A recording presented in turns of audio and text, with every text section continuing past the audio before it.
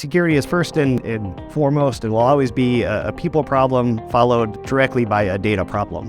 Where Cribl comes in there is that Cribl lets us bring, the right data in the right format, to the right data store at the right time.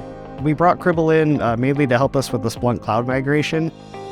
Again, I'm not sure how we would have pulled that off without having Cribl there. It was very seamless. We had 400 active users, hundreds of apps, and by the time we cut everyone over, I think we only got one ticket.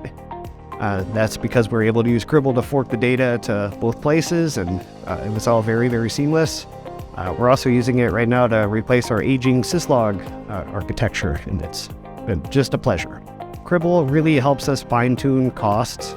We're evolving our data architecture from just dump everything into Splunk to actually using right data store technologies for the right use cases. Again, we wouldn't be able to do that without Cribl. I'd say over the next 12 to 18 months, we'd like to replace the universal forwarder that I have deployed on tens of thousands of hosts with Cribl Edge. When I'm looking at benefits for Edge versus the universal forwarder, it's the fleet management and ability to upgrade.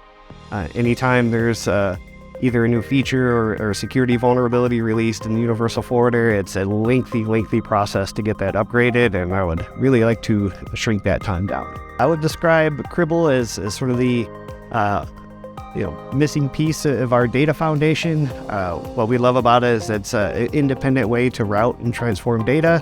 It's pretty unique in the ecosystem, and I don't know how we've survived this long without it.